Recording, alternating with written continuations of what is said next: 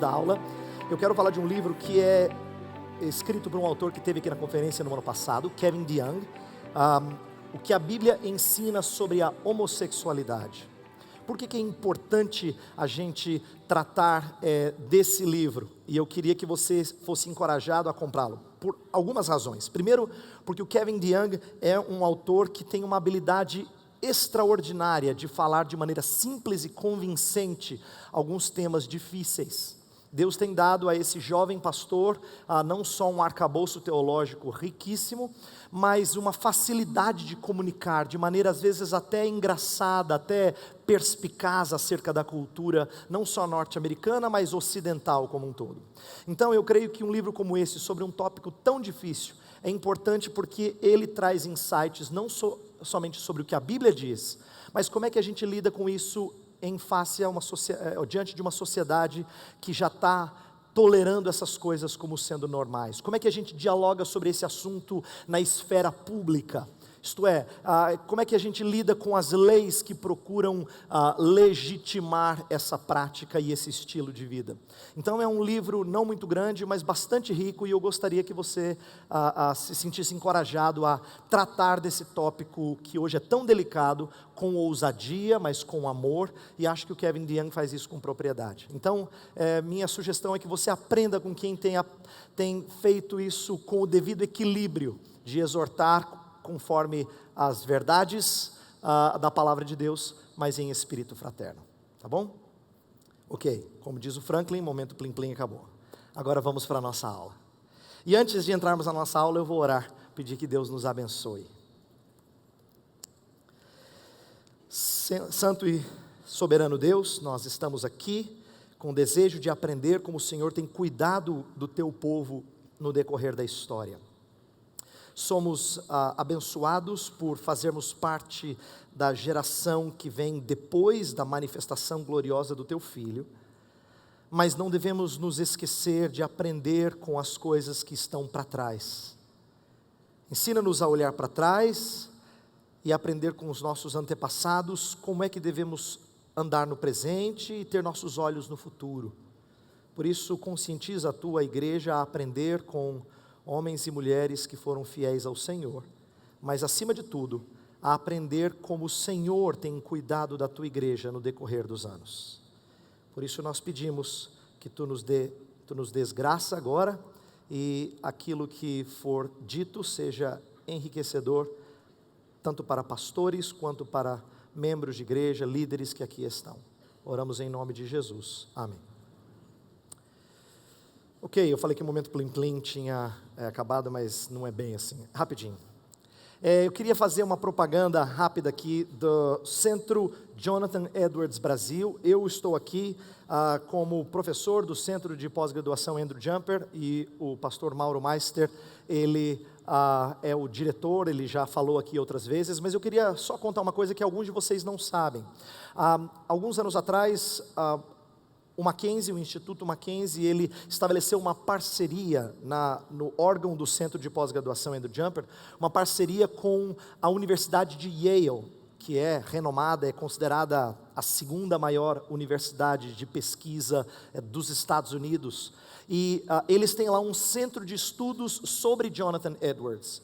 Pelo fato de Edwards ter estado ligado à Universidade de Yale durante a sua vida, estudos e palestras que ele deu, então Yale tem praticamente, para não dizer a totalidade, mas boa parte dos manuscritos de Edwards, e tem produzido há vários anos as obras de Edwards, e tem disponibilizado isso online, tem promovido cursos. Então eles fizeram parcerias ao redor do mundo, e hoje o Brasil tem uma parceria, e nós temos o privilégio de sermos os parceiros desse centro lá nos Estados Unidos. Então eu coloquei aqui o site, se você quiser anotar, para depois você entrar. Não é um site primordialmente de conteúdo, mas para informar que nós estamos lá para aglutinar pessoas que têm interesse em estudar Edwards. E como eu sou responsável por esse centro, eu terei alegria em conversar com você, me comunicar com você, se você tem interesse em saber mais, tá bom?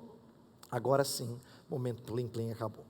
Vamos lá. O que eu quero falar para vocês hoje é sobre avivamento relacionado a missões em Jonathan Edwards. E por que é importante eu destacar isso? Porque nós temos falado bastante de avivamento, esse é o tema dessa conferência, mas poucas vezes a gente fala sobre missões. E eu quero começar falando de missões, e eu vou fazer a conexão com o avivamento no decorrer da minha fala aqui, mas eu escolhi falar de missões aqui na conferência em Águas de Lindóia, porque nós estamos acostumados a ouvir falar de Edwards como o grande avivalista, se é que esse é um bom termo, isto é, o grande teólogo do avivamento talvez seja melhor. Muitos autores e admiradores dele, como o Martin Lloyd-Jones, o James Packer e tantos outros, já colocaram que Edwards é o teólogo do avivamento por excelência, porque ele passou por um avivamento e descreveu e fez avaliação desse avivamento, e essa parte nós normalmente ouvimos um pouco mais. Se você é um pouco lido,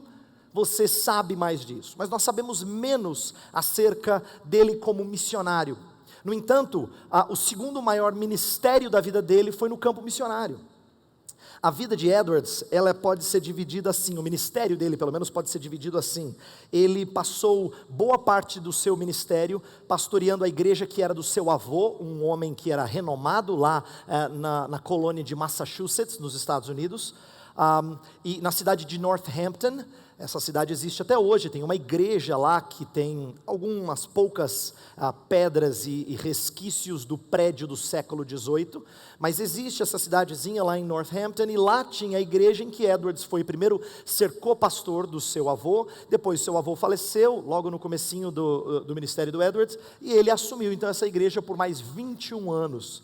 Então, nessa igreja que acontecem dois períodos de avivamento, primeiro em 1734 e 35, depois o primeiro grande despertamento, que foi um evento nacional, com personagens como George Whitefield participando. Isso foi entre 1740 e 1742. Essa parte é mais conhecida. O que é menos conhecido entre as pessoas é que depois que Edwards teve esse ministério frutífero e acabou tendo discordâncias lá com a igreja onde ele pastoreava, ele foi mandado embora. Houve uma votação e ele perdeu feio. De 200 e tantos votos, ele recebeu 200 e poucos para sair. Então assim, é feio. Aí você fala, como assim, o Jonathan Edwards? Acontece até com pastores como Jonathan Edwards. Eu não vou detalhar aqui as razões pelas quais ele foi conduzido para fora da igreja. Depois, se você quiser, a gente pode conversar. Mas eu quero dizer uma coisa que é importante. Quando ele foi, então, mandado embora da igreja por causa de alguns conflitos, ele tinha opções diferentes de pastoreio. E, no entanto, por razões que eu quero mostrar aqui, ele resolve ir para o campo missionário. Quando falo resolve ir para o campo missionário, eu preciso dizer uma coisa para você, pastor, que já estudou um pouquinho sobre a história das missões, para você perceber o quão inovador isso aqui. Isso aqui não é período do século XIX, que já tinha William Carey, já tinha Adoniran Judson, já tinha Hudson Taylor, já tinha tantos personagens famosos da história das missões ido para o campo missionário. Não, isso aqui era um período em que essas coisas ainda não tinham sido tão grandiosas e espalhadas pelo mundo. Então ir para o campo missionário era algo que mostrava um zelo e uma consciência que não dizia respeito a algo global. A coisa ainda não estava tão global assim na época do Edwards. Mas o que ele faz? Ele vai trabalhar entre índios, lá na fronteira dessa colônia, numa comunidade recém-criada chamada Stockbridge. Essa cidadezinha também está lá hoje. Inclusive, lá tem uma casa, que é a casa da missão, que continua sendo possível de ser visitada. Eu tirei essa foto com o Edwards na frente. Brincadeira, sou eu. E lá em Stockbridge, essa casa ela pode ser visitada, e você tem um pouco da história do trabalho missionário de Edwards lá. Inclusive, muita coisa preservada.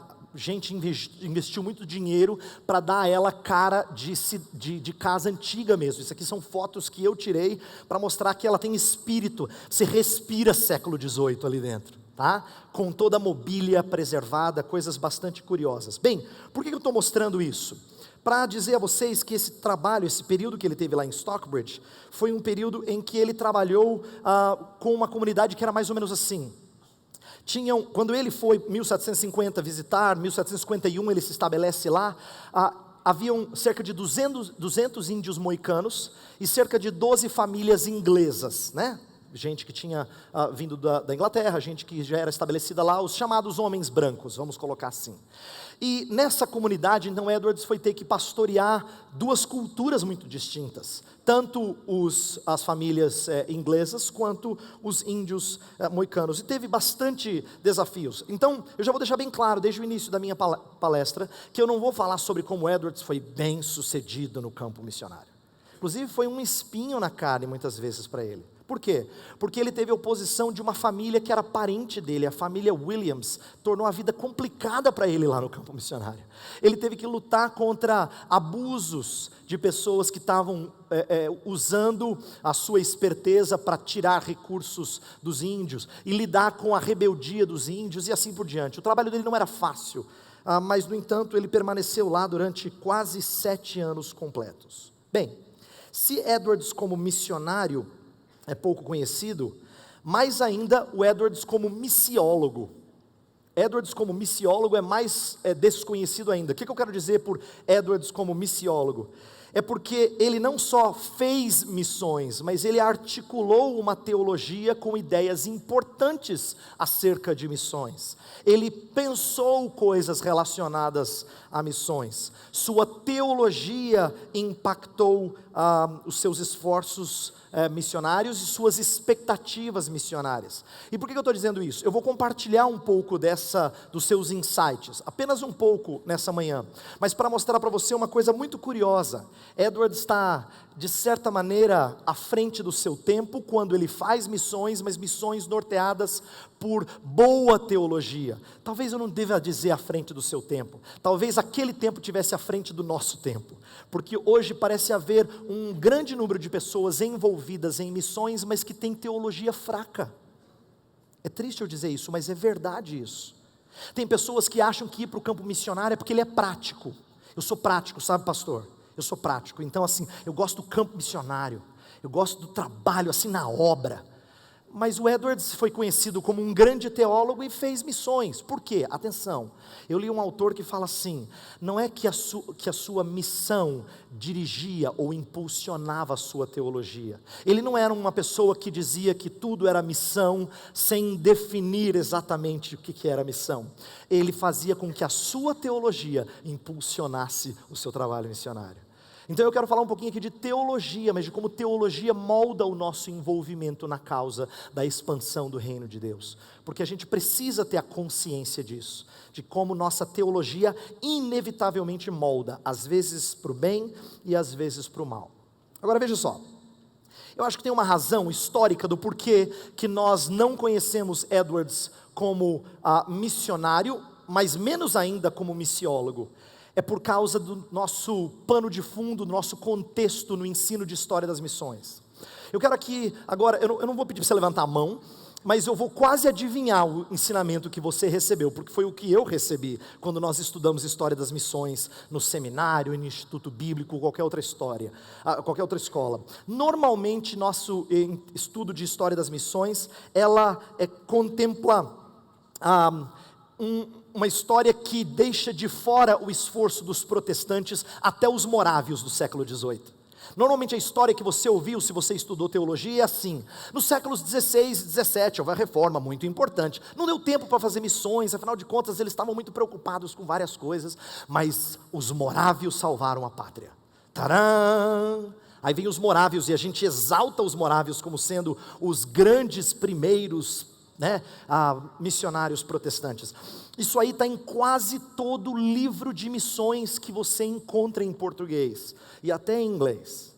Quase todo livro de história das missões conta a história desse jeito. É claro que eu dei uma dramatizada aqui, mas você entende o que eu quero dizer? De que os séculos XVI e XVII não deu muito tempo. Agora, por quê? Eles apresentam razões diversas. Eu coloquei aqui no slide que essas razões, esse consenso acadêmico, veja só, é porque missões entre os protestantes só começou com os morávios no século XVIII. As razões para a demora de tal despertamento missionário são teológicas, sociais e eclesiológicas. Deixa eu explicar isso aqui.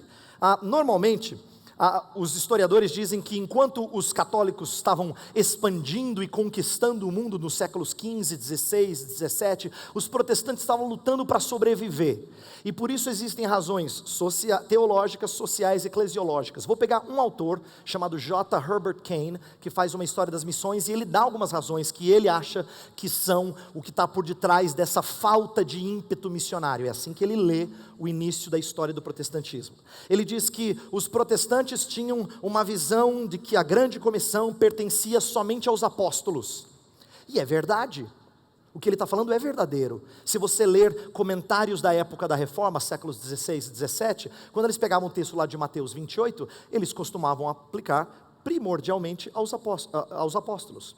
Só que essa não era a visão só dos protestantes, essa era a visão de toda a igreja cristã até aqueles dias. Existe uma coisa acerca de história da exegese que você, pastor, precisa aprender.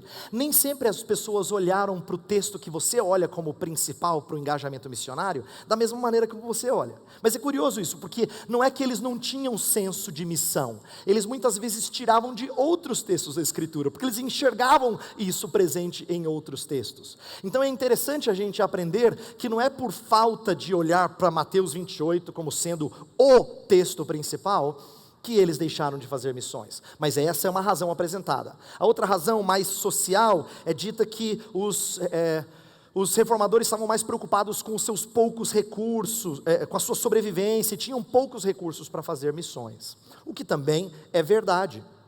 Só que eu vou mostrar que existe uma maneira da gente ler isso de outra forma. E por último, razões eclesiológicas. Esse autor que eu mencionei, o Kane, ele fala que os católicos tiveram a vantagem de ter as ordens monásticas, que tinham mais mobilidade do que os protestantes, e por isso chegaram mais longe. Por que que eu vejo de maneira diferente? Agora eu vou apresentar uma perspectiva que tem surgido, e essa nova perspectiva, ela dá uma leitura diferente da história do protestantismo e do trabalho missionário. 3 razões eu apresento para a gente ter uma nova leitura desse envolvimento missionário. O primeiro diz respeito ao contexto social e político. Presta atenção. A maioria das nações que foram impactadas pelo movimento da reforma não tinham acesso às águas. Então existe um problema geográfico e um anacronismo, a gente querer que eles saiam para as terras distantes, para os continentes ainda desconhecidos, porque normalmente quem dominava os mares no século XVI era a Espanha e Portugal, que eram países em que a reforma não chegou com força. A Alemanha não era uma nação unificada, então não é verdade que a Alemanha inteira era protestante. A Suíça não tem acesso ao mar. A Holanda foi impactada por isso, e quando foi impactada pela reforma, e quando ela teve os meios, ela realizou isso. Por exemplo, você pode dizer assim, pastor, mas não teve o negócio lá dos franceses, huguenotes, que saíram movidos por João Calvino para o Brasil? Existe essa história sim, no século XVI, no começo da história da nossa nação, só que isso é um caso à parte, a gente não consegue achar muitos para dizer, os protestantes saíram para as terras ao redor do mundo. Só que presta atenção, quando os holandeses tiveram os recursos, e de fato se tornaram genuinamente protestantes, que é mais para o final do século XVI e início do século XVII, eles fizeram 3 coisas que mostram que eles tinham plena consciência do trabalho missionário. Primeira coisa que eles fizeram é que eles estabeleceram um seminário de missões, chamado Seminarium Indicum, que é o seminário para o Índico, e isso durou lá na Universidade de Leiden cerca de 10 anos, treinando pessoas para o campo missionário. Segundo, eles tiveram um exemplo de teologia das missões. Olha só, a gente não ouve falar disso na história da igreja, mas o maior teólogo do século XVII na Holanda, chamado Gisbertus Boetius, escreveu uma teologia de missões. Além disso, eles fizeram trabalho missionário no nosso país, e alguns de vocês conhecem a história do tempo em que holandeses permaneceram lá em Pernambuco. É claro que as missões na época estavam muitas vezes interligadas com interesses econômicos e políticos, mas o mesmo é verdadeiro da Igreja Católica. O que eu estranho é ver irmãos meus protestantes dizendo que os católicos fizeram missões e a gente não. Então, o contexto social e político faz com que a gente tenha uma nova leitura. Segundo, o contexto teológico, que é muito importante, eu dar um panorama diferente para você de missões. Olha só, A Europa foi um campo missionário para a igreja de Cristo Jesus. Lembra, quando Lutero e Calvino estão fazendo o trabalho deles e outros reformadores, eles têm como intento impactar um continente que eles acham que já perdeu o evangelho. Então eles estão evangelizando a Europa de novo. Olha que curioso, a gente acha que isso precisa ser feito no século 21, agora que a Europa é pós-cristã. Eles já achavam que ela era pós-cristã no século 16. Que ela não tinha mais entendido o cristianismo. Então, quando alguém como João Calvino, lá em Genebra, recebe estudantes de vários países, várias nações, etnias ao redor, lá no continente, ele está fazendo missões, porque esses jovens estão sendo treinados na escola, na academia de Genebra, para voltar e cuidar do povo de Deus, nos mais variados cantos. Então presta atenção, a gente não pode definir missões simplesmente como sendo o pegar o barquinho, ir para o continente americano ou para o continente asiático para fazer missões. Quando eles estavam cuidando do continente deles, estavam fazendo missões. Ou não estavam? Porque se eles não tiverem, então nenhum de vocês que não esteja fora da sua cultura faz missões. E aí é uma visão muito restrita, muito seletiva, e eu acho que ela é ruim. Terceira razão são exemplos práticos. A gente tem exemplos práticos como dos holandeses que eu já dei para vocês, mas nos Estados Unidos, por exemplo, na migração de ingleses para os Estados Unidos, surgiu desde o início o interesse em pregar o evangelho aos pagãos, e com pagãos eles queriam dizer os índios, os habitantes nativos lá dos Estados Unidos, daquilo que seria os Estados Unidos. Então, na América colonial, assim chamada, havia pastores que se preocupavam em levar o evangelho às diferentes tribos indígenas. John Eliot foi um exemplo interessante no século 17, que chegou a estabelecer 12 cidades de oração, lugar onde muitas vezes era levado um pouco do povo inglês que cria em Jesus Cristo para ensinar as pessoas ao redor como é que era vida com Deus. Então a gente tem vários exemplos para fazer uma releitura de missões, e eu estou fazendo essa longa introdução para mostrar para vocês que eu acho que Edwards se encaixa nessa nova perspectiva.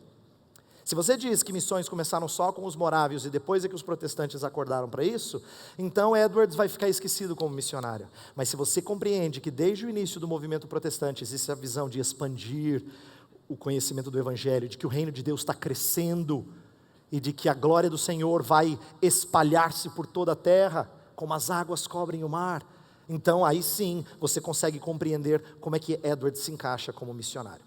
Então eu quero gastar o resto da minha fala aqui, dando duas ênfases. Esse é o meu intento, duas ênfases. Eu quero falar do nosso trabalho, que eu coloquei como nome Reforma, ou título, e falar do trabalho de Deus, é onde eu trabalho com reavivamento. Mas deixa eu explicar alguma coisa bem simples, mas bem direta, para não dar a impressão de que eu estou estragando o trabalho da Fiel. Eu não estou falando de sinergismo, você faz 50%, Deus faz os outros 50%, tá bom? Então vocês vão falar assim, mas eu achei que a Fiel era reformada. Tá? Não é disso que eu estou falando, não é o nosso trabalho, nossa parte é essa, Deus deixa 15% para você, entendeu? Se você não fizer os 85% de Deus, não é assim, tá? Quando eu falo nosso trabalho é porque a responsabilidade que Deus dá ao seu povo precisa ser feita, mas Deus está por detrás de cada coisa que nós fazemos. Quando em teologia a gente fala que acontece sinergia, não é você uma parte, Deus uma parte, é você tudo e Deus em você, movendo você a fazer tudo. Isso é sinergia que se encaixe dentro de uma teologia reformada, ok? Então quando eu falo do nosso trabalho, eu quero dizer aquilo que Edwards irá fazer no campo missionário, o que ele entende que é trabalho dele, é responsabilidade dele diante do Senhor Deus, em termos de trabalho missionário. E aí a gente vai olhar para aquilo que Deus fez, e nós vamos tocar em 2 pontos, e eu vou trazer aplicações sobre esses 2 pontos para a nossa vida hoje. O primeiro diz respeito à contextualização, que é um tema super quente em missiologia. Você falar de contextualização. Eu quero descrever um pouquinho sobre o que Edwards fazia no campo missionário e depois discutir um pouco do que nós entendemos por contextualização. Para quem não está familiarizado com essa ideia, contextualização normalmente lida com a filosofia de adaptar a entrega da mensagem para que ela seja mais melhor recebida pela cultura para onde você está levando. E a grande discussão é como é que isso funciona? Será que a gente sacrifica a mensagem ou não precisa fazer nada? A gente traz a nossa cultura ou adapta a cultura de lá? Mas quando a gente adapta, será que a mensagem é afetada por isso? Essas perguntas simples que eu estou levantando, elas são alvo de grandes debates entre missiólogos e antropólogos, tá? Então nós vamos falar do contexto de contextualização e também vamos entrar na influência da teologia nas missões. Então eu quero falar dessas duas como expressando a expansão do reino de Deus, ok? Então esse é o nosso intento, trabalhar com o nosso papel e também com a nossa teologia por detrás daquilo que nós fazemos. Então eu vou começar com o primeiro, vamos falar de reforma do nosso trabalho, daquilo que Edwards fez, aplicando para aquilo que nós temos que fazer, e depois eu falo daquilo que Deus faz e o que isso molda no nosso engajamento missionário. Vamos lá, 2 ênfases, vai ficar mais simples. Primeira coisa que eu quero destacar é que Edwards foi muito participativo na justiça social. Quando eu falo justiça social, entenda bem, tem uns de vocês que olham esse termo e falam assim, ai, puxa, eu gostava do pastor Heber, mas agora ele falou coisa que eu não sei se eu vou gostar dele. Bem, presta atenção, eu quero mostrar para você que no trabalho que ele fazia, na pregação e no ensino da palavra, ele também entendia que precisava cuidar de outras necessidades ao redor da sua comunidade. Afinal de contas, ele estava lá numa comunidade que tinham vários ingleses e indígenas, que eram para conviver juntos, mas que nem sempre se misturavam em todas as atividades. Então Edwards teve que promover algumas coisas para o bem-estar, principalmente das famílias indígenas. Então deixa eu dar alguns exemplos. Olha que interessante aqui a teologia dele moldando a maneira como ele cuida dos índios. Havia uma dignidade que ele entendia que era própria aos índios por causa de 2 doutrinas. Presta atenção, 2 doutrinas aparentemente contraditórias, mas não são. A imagem de Deus, essa você diz, não pastor, faz todo sentido. Eles têm a imagem de Deus neles, então têm que ser tratados com dignidade. Mas a segunda, que parece ser ruim, Edwards usava de maneira positiva, que era a doutrina do pecado original. Para Edwards, presta atenção, todos os homens são passíveis de condenação.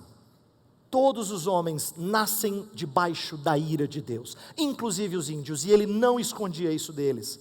Só que ele sabia que eles haviam recebido menos conhecimento da palavra do que os ingleses. Então na hora de ensinar essas verdades, ele dizia assim, eu tenho mais apreço por vocês, porque vocês estão onde estão por causa de ignorância. Os meus compatriotas não. Eles estão por causa de rebeldia.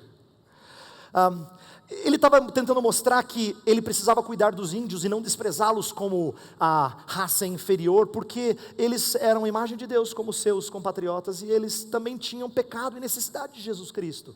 Então isso o fez tratá-los com ganhar o respeito deles. Era conhecido entre os índios de que o Edwards era um amigo deles. Era alguém que se importava com eles. Outra coisa que ele fez foi proteger os índios da exploração dos brancos. Haviam muitas famílias que tentavam por meios legais conseguir que os índios dessem as suas terras para que isso fosse propriedade dos brancos agora, através de troca de favores e assim por diante. E o Edwards percebeu a ganância dos seus compatriotas, e por isso que ele combate isso ferozmente, nem sempre ganhando, mas ele confrontou e lutou dentro daquilo que ele pôde. Outra coisa que ele fez, que é bastante interessante, é promover a educação das crianças. Eu não quero que você tenha a impressão de que Edwards só falava do pecado dos brancos, ele também entendia o pecado dos índios. Então, quando ele pegou as crianças para estudar numa escola, é porque ele sabia que os seus pais abusavam de alguns recursos que eles recebiam. E ele tinha que fazer os meninos estudar longe dos pais, porque os pais usavam indevidamente toda a assistência e todo o trabalho e todo o recurso que ele trazia. Então olha que interessante, ele está preocupado com o bem-estar da comunidade. Ele veio para pregar o evangelho, é o que ele fez primordialmente, mas isso não evitou com que ele fizesse um trabalho de justiça, de promover bem-estar social. Segunda coisa que ele fez, e aqui é o foco dele, é trabalhar com a educação teológica. E eu ressalto 2 pontos interessantes aqui. Primeiro são os sermões dele, direcionados às limitações intelectuais e ao mundo dos índios. Deixa eu explicar. O Edwards sabia que os índios não tinham todo um pano de fundo literário, gramatical, educacional que ele, como um inglês vivendo na colônia, tinha. Então, o que ele fez foi, quando ele saiu da igreja em Northampton, que ele ficou 21 anos e foi para o campo missionário, ele tinha que pregar toda semana, ou todo domingo, 2 sermões para os ingleses, 2 sermões para os indígenas. E quando ele pregava para os ingleses, quase sempre, raras exceções, ele repetia sermões que ele já tinha lá de Northampton. Mas para os índios ele preparou quase 200 sermões inéditos nesses 7 anos. E os quase 200 sermões dele eram muito característicos. Frases simples, ideias concretas, usando muitas vezes as parábolas de Jesus, porque ele queria conectar com eles. O Edwards não teve o privilégio de aprender a língua das tribos que ele estava servindo. Então ele falava mediante tradutor. Mas ele teve a sabedoria de perceber que ele não podia elocubrar coisa muito difícil. Ele tinha que falar de maneira objetiva, exemplos concretos. As parábolas de Jesus eram boas por isso, porque lhe davam coisa do campo, coisa que as pessoas conseguem identificar. Os índios conseguiam identificar. Eles conseguiam entender o que é uma semente se tornar numa grande árvore. Então falar do grão de mostarda que se torna uma planta é fácil. Eles conseguiam entender as analogias que Jesus fazia. Então o Edwards fez questão de cuidar do seu rebanho indígena desse jeito. Outra coisa interessante também é que ele promoveu educação das crianças com uma filosofia de educação bem moderna. Eu não falei aqui, mas eu vou encorajar você a conhecer um pouco mais de Edwards, porque a gente tem muita literatura boa lá embaixo, né? Já falamos aqui, a Fiel tem feito coisas boas em Jonathan Edwards. Eu já falei aqui da biografia do George Marsden. A editora Cultura Cristã lá embaixo tem vários materiais também. A PES, a Vida Nova, estão lançando coisas excelentes sobre Jonathan Edwards, além de outros fazendo um pouco aqui e acolá. Então tem bastante coisa de Jonathan Edwards lá embaixo. E uma das biografias que acabou de sair, que é do Ian Murray, feita pela editora PES, ele faz um comentário muito interessante. Ian Murray fala assim: olha, Edwards tinha uma filosofia muito, muito para frente em termos de educação infantil. Ele entendia que pedagogia não deveria ser repleta de repetições e algo monótono. Ele entendia que o professor precisava estimular o aluno a aprender com gosto, com alegria. Agora, isso não era muito comum nem para os avós de vocês. Você já conversou com seus avós e dizia assim: não, na escola lá, linha dura. O professor era... Alguns de vocês até usam isso para falar para os seus filhos. Do tipo assim, bom era na minha época. Mas o Edwards no século XVIII está entendendo que aprender tem que ser um prazer, porque nós fomos feitos para conhecer. Isso está dentro da gente. Quando aquela sua criança começa a explorar tudo na sua casa e você fala: para menino, não toca menino. É porque ele é feito para conhecer. Ele foi feito para explorar. Está no HD dele. E o Edwards disse assim: por que a gente tem que tornar isso desagradável? Então ele tem uma filosofia educacional bastante interessante, que hoje em dia tem sido mais explorada. Última coisa dessa primeira parte, para a gente fazer a transição, aplicar e fazer a transição. Tinha um conceito que era comum na época que é estranho para nós. Então presta atenção que eu preciso explicar isso com calma. O conceito de civilizar era a ideia, era o modelo missionário vigente, no qual o ensino do idioma e da cultura visava proteger os índios do homem branco e lhes abrir portas educacionais inexistentes na cultura indígena. O que eu quero dizer com isso? A ideia de civilizar era que eles eram treinados em aspectos da cultura inglesa, porque os ingleses achavam que permanecer só com a cultura indígena seria ficar atrasado em algumas coisas. Por exemplo, se você não aprendesse aspectos da cultura inglesa, você não teria literatura. Essas tribos, elas não tinham produzido literatura. Várias delas não tinham sequer escrita. Se permanecessem na sua cultura, não teriam acesso a um mundo que estava se tornando cada vez mais dominado pelo homem branco. Então, quando o Edwards faz aquilo que todo mundo da época dele faz, que é procurar civilizar, era o termo usado, esses índios, ele tinha em mente proporcionar alguma coisa que era boa para eles. É claro que carregava o pressuposto de que os índios eram, em certa medida, bárbaros. E aí que vem uma lição interessante dessa filosofia, desse modelo missionário vigente. É ao mesmo tempo bom e ruim. Então deixa eu mostrar primeiro o ruim, depois eu falo do bom. Ruim eu quero dizer daquilo que a gente já entende hoje e critica. Bom é aquilo que às vezes nem sempre a gente tem percebido hoje. Presta atenção. O aspecto negativo é que há uma certa imposição de cultura, uma superioridade de cultura. E hoje a gente olha isso com maus olhos. Quem está no século XXI não pode mais falar dessas coisas, isso é politicamente incorreto. E existe mesmo um elemento muito negativo de você pensar que certas culturas são mais valiosas do que outras, porque serem mais complexas, mais trabalhadas. E isso era algo que estava presente nos tempos do Edwards, e que ele não pôde escapar, porque nós inevitavelmente somos filhos da nossa época, e representamos ideias que estão permeando o espírito do nosso tempo. Mas tem um aspecto bom, e eu quero destacá-lo aqui, porque eu acho que é onde a gente pode aprender com ele. O aspecto positivo é esse: como não há cultura moralmente neutra, precisamos atentar para o impacto do evangelho na cultura. O que eu quero dizer com isso? Às vezes a gente tem um conceito de que cultura é uma coisa na qual você não discute. Você já foi para um outro lugar e aí você viu um negócio e fala assim, estranho, né? Aí alguém fala assim, é cultural, meu irmão, é cultural. Tipo assim, não mexe, porque é da cultura daqui, não é bom nem ruim, é cultural. Então quando eles querem dizer cultural, eles estão dizendo assim, ó, é moralmente neutro, não é passível de juízo. Entendeu? É cultura, então você fala é cultura, né, que você vai fazer. Cada um tem uma cultura. Então você está falando assim, não posso fazer juízo. Mas existe algo que Edwards está fazendo aqui, que a época fazia, que nós precisamos resgatar, porque nós perdemos isso de vista. Quando o evangelho chega numa cultura, a cultura não fica como está.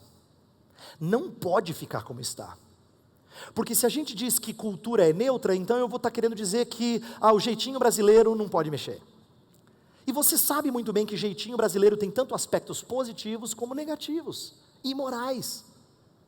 Cultura, portanto, ela tem que ser moldada pelo Evangelho de Cristo Jesus. Onde ele chega, ele transforma valores, preceitos, costumes. E isso aqui é interessante acerca do trabalho do Edwards. Bem, o que eu quero aplicar aqui para a gente ir para a última parte? Nós devemos, eu coloquei aqui uma pergunta, redimir ou reformar? Por que eu estou colocando essa pergunta? Pode parecer um pouco estranha para alguns de vocês, eu vou tentar explicar em poucas palavras. Temos a tendência de nos empolgar com o engajamento social em prol de uma redenção da cultura. Essa é uma linguagem que tem se tornado muito comum em alguns livros que falam de cosmovisão, e alguns reformados gostam muito de participar, dizem assim, a igreja tem que sair das suas quatro paredes e se envolver com a cultura, a fim de nós redimirmos a cultura. E eu vejo que essa linguagem, embora ela possa ser bem intencionada, ela é danosa pela seguinte razão. Quando a gente fala de redimir a cultura, a gente toma para nós uma função que Deus nunca deu para a gente. Deus nunca chamou o seu povo para redimir. Nós somos proclamadores de redenção, mas não somos agentes de redenção. Eu vou dizer porque redimir cultura é um conceito errado. Porque redimir parte do pressuposto de que algo está sendo transformado para crescer. Você não pode redimir a cultura e depois ela ser contaminada. Eu já mencionei isso antes, mas eu vou mencionar agora de novo, de que alguns avivamentos na história, eles trouxeram depois um período de declínio, de frustração para aqueles que estavam participando do avivamento. Portanto, se aconteceu ali redenção da cultura, então teve uma desredenção depois. Isso não é bíblico. Por que não é bíblico? Porque redenção na Escritura, ele cresce, ele sempre está na progressão. Então, atenção aqui, às vezes a gente tem a impressão de que a gente regride. Você já teve aquela sensação de que você deu 2 passos para frente e 3 para trás? Você está indo assim, aparentemente bem na vida cristã, e você comete aquele pecado que te envergonha, você fala, nossa, ontem eu estava 75% santo, hoje eu acho que eu caí para 30%. Mas essa é só a sua percepção, meu querido. Biblicamente, nós ouvimos que eu e você somos transformados de glória em glória. Redenção nunca retrocede. Aquele que começou a boa obra em vós, há de completá-la até o dia de Cristo Jesus. Então, é preciso entender que quando nós operamos em qualquer esfera, na sociedade, na vida da igreja, nós não redimimos, mas o que nós fazemos sim, e eu acho que essa é a proposta mais bíblica, é reformar, é modificar algumas coisas. E por que eu gosto desse termo reformar? Não só porque lembra do que os protestantes fizeram no século XVI, mas porque reforma dá a ideia de algo que você tem que fazer sempre. Você já fez reforma na sua casa e 10 anos depois você não falou assim, puxa, paguei há pouco tempo, vou ter que fazer de novo. Porque é assim. A gente vive num mundo caído em que as coisas ficam velhas, estragam, a gente precisa reformar de novo, a gente precisa mexer de novo. Por isso que um dos lemas que você aprendeu provavelmente há bastante tempo é de que igreja reformada sempre está reformando. A ideia não é de que ela está mudando a sua fé, é que ela sabe que ela se desvia da fé sempre. ela precisa retornar. Aí ela toma outro caminho, aí precisa voltar. Então o conceito de reforma é um conceito importante, porque ele ensina que nós temos papéis a cumprir, mas que é limitado aquilo que nós conseguimos fazer e a durabilidade daquilo que nós conseguimos fazer. Mas é importante porque a Escritura nos chama a isso com frequência. Tendo dito isso, agora eu vou para a última parte, agora eu vou chegar em avivamento. Eu quero falar desse trabalho de Deus, de como isso conecta de maneira maravilhosa com aquilo que Edwards estava fazendo em termos de trabalho missionário. Presta atenção. Edwards tinha um prazer enorme por conhecer os avivamentos na história. Ele era fissurado por isso. Ele escreveu para um cara chamado Josiah Willard, dizendo assim, me informe por favor o que está acontecendo aí na Europa, em outros cantos, porque eu tenho ouvido falar disso e daquilo. Ele ouve falar do movimento pietista, naquela época, na região da Prússia. Então ele ouvia falar de Frank, ele ouvia falar de algumas coisas que aconteciam na Inglaterra. O próprio George Whitefield, antes de ir para os Estados Unidos, para a América colonial, ele já causava impacto lá na Inglaterra, e o Edwards tinha ouvido falar dele, e ele queria saber o que Deus estava fazendo ao redor do mundo. Por quê? Presta atenção. Porque ele tinha a impressão de que Deus realmente estava fazendo o seu reino crescer, e os avivamentos pipocando ao redor do mundo, vamos chamar assim, para ele era demonstração de que o reino de Deus estava crescendo, de que o reino de Deus estava em franco progresso. Inclusive, depois do primeiro avivamento que ele experimentou, menor, lá na sua igreja e região, ele escreveu uma série de 30 sermões que depois da vida dele se tornaram uma obra. Era o grande sonho dele fazer dessa a grande obra da vida dele. Deus não deu esse privilégio a ele. Quando ele foi trabalhar, depois de sair do campo missionário, foi trabalhar como presidente da Universidade de Princeton, ele morreu logo no começo do seu trabalho, mas ele disse para a junta deliberativa, o conselho deliberativo lá da escola, dizendo, eu quero escrever uma obra, essa vai ser a minha magnum opus, por assim dizer, que é a história da redenção de Deus. Presta atenção, por que Edwards sonhava com essa grande obra? Porque Edwards, quando ele pregou esses 30 sermões, ele tinha essa ideia de que ele deveria narrar a história do mundo, não só a história bíblica, mostrando como é que Deus estava conectando todas as coisas para chegar ao alvo da sua glória manifesta. Ele tinha essa percepção, por isso que o Edwards amava isso da história, por isso que ele gostava de conhecer o que Deus estava fazendo, inclusive no presente, ao redor do mundo, porque ele partia do pressuposto de que Deus estava trazendo avivamentos, e qual era o papel dos avivamentos? Eu coloquei aí no slide, os avivamentos eram gatilhos que impulsionavam o progresso de redenção. Para ele os avivamentos era Deus dar aquela acelerada para chegar no topo, no ápice. Então ele esperava que Deus trouxesse mais. Inclusive, uma das obras que hoje a gente tem em português, deve ter lá embaixo, publicado pela editora Cultura Cristã, chama A Busca do Avivamento. É uma obra de 1747, na qual Edwards já experimentou os avivamentos e não experimentou mais depois desse período, já passaram os grandes avivamentos que ele experimentou, mas ele responde a um grupo de escoceses que estão orando por avivamento, e ele então resolve promover um concerto, uma campanha de oração. Agora, por que ele faz isso? Ele quer que o povo de Deus aprenda a orar pela demonstração da glória dele. É importante que eu diga para você que ele faz isso num conceito, ou numa proposta pós-milenista. Eu não vou entrar em discussão escatológica aqui, mas apenas para o seu conhecimento, ele entendia que antes de Cristo voltar, a igreja ia se tornar cada vez maior, maior, maior, e conquistar todas as coisas, e Cristo então voltaria como o ápice final desse progresso. Eu não quero que você aqui veja esse elemento pós-milenista e diga assim, puxa vida, Edwards tem as suas pisadas na bola, se você não gostar dessa proposta. Não é isso que eu quero destacar. O que eu quero mostrar é o seguinte, o que é interessante e rico para a gente tirar dessa filosofia dele. Não sua escatologia, mas o dever da oração na expectativa de grandes feitos redentores de Deus. Isso é fantástico.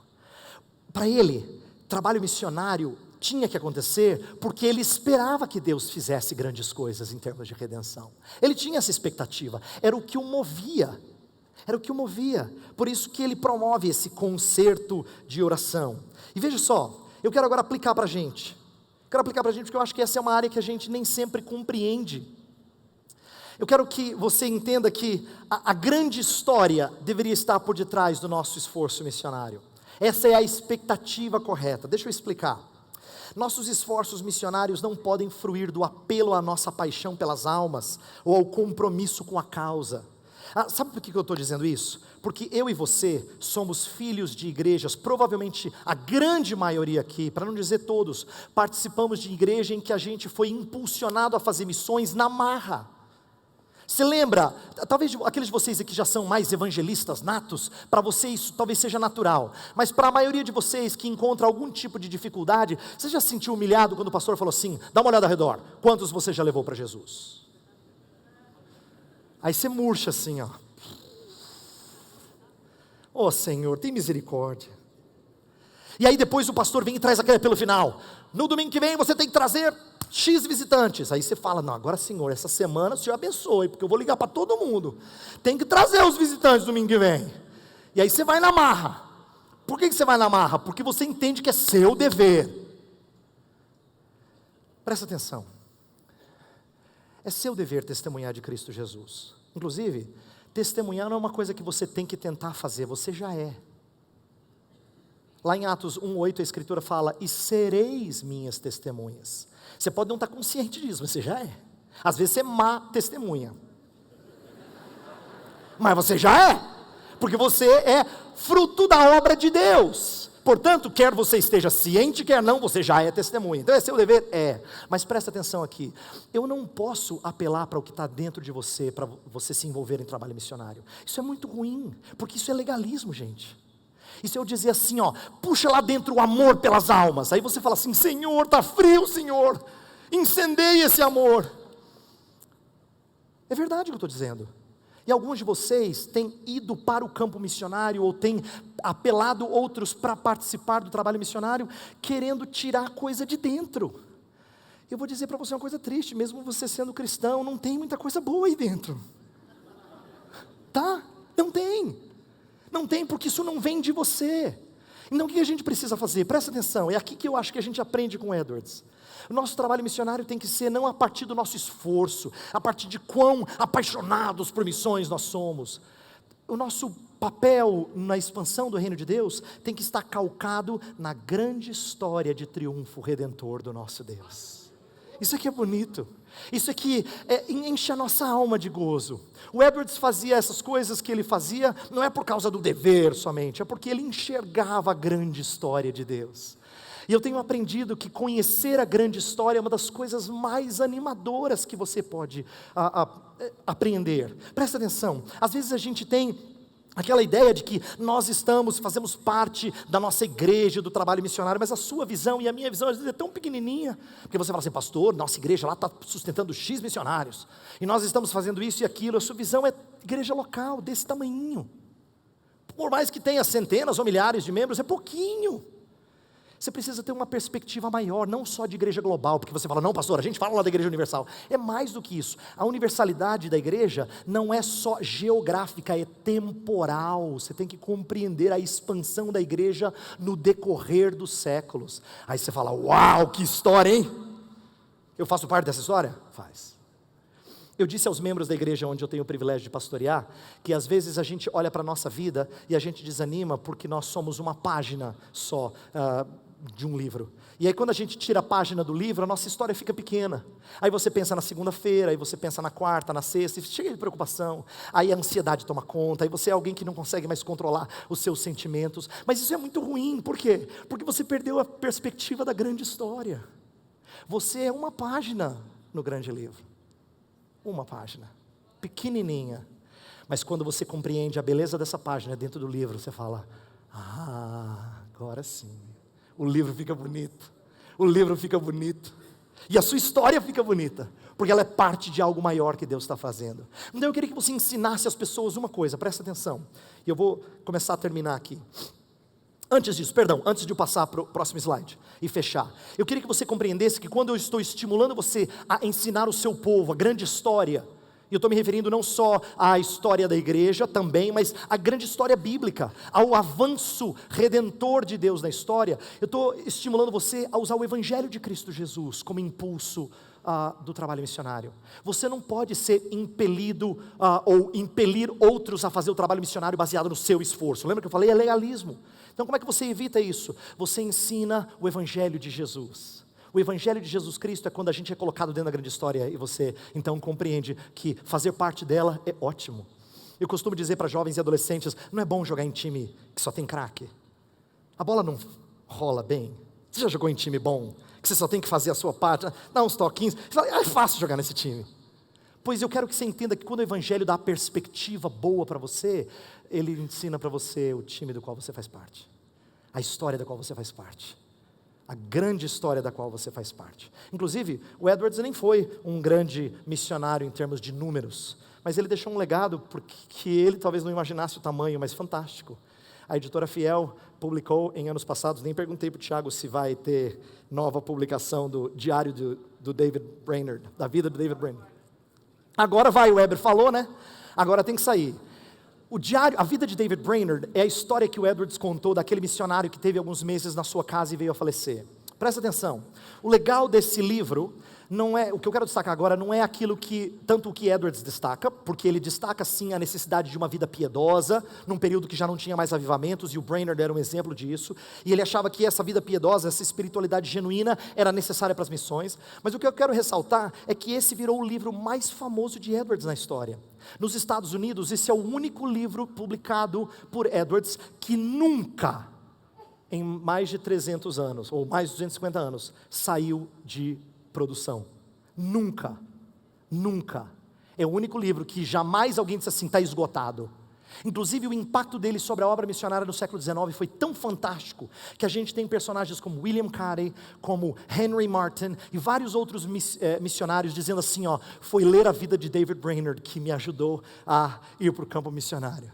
Olha só, mal sabia o Edwards que ao narrar a vida desse irmão, ao registrar o diário dele, ele teria esse impacto tão tremendo sobre outros homens de Deus. Mas isso mostra que a gente acredita que faz parte de uma grande história.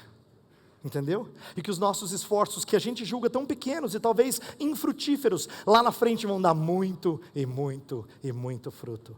Isso é compreender o seu lugar na grande história. Para fechar, por que eu trouxe Edwards? Pelas razões que eu apresentei aqui, e eu encerro com isso. Nele vemos um exemplo de equilíbrio entre o nosso esforço por ver o reino crescer e a expectativa de que Deus faça maravilhas a despeito de nossas fraquezas. Esse é um equilíbrio entre reforma e reavivamento. Nós trabalhamos para o Senhor, mas nós não trabalhamos impelidos por um esforço que vem de dentro, mas pela expectativa daquilo que Deus traz. É entendendo o nosso papel na história e aquilo que Deus pode fazer com o seu povo, que faz com que o nosso engajamento no reino seja saudável, tenha os esforços corretos e a expectativa correta. Inclusive, eu quero fechar com a última frase que eu coloquei ali. A expectativa de que Deus faça maravilhas a despeito de nossas fraquezas.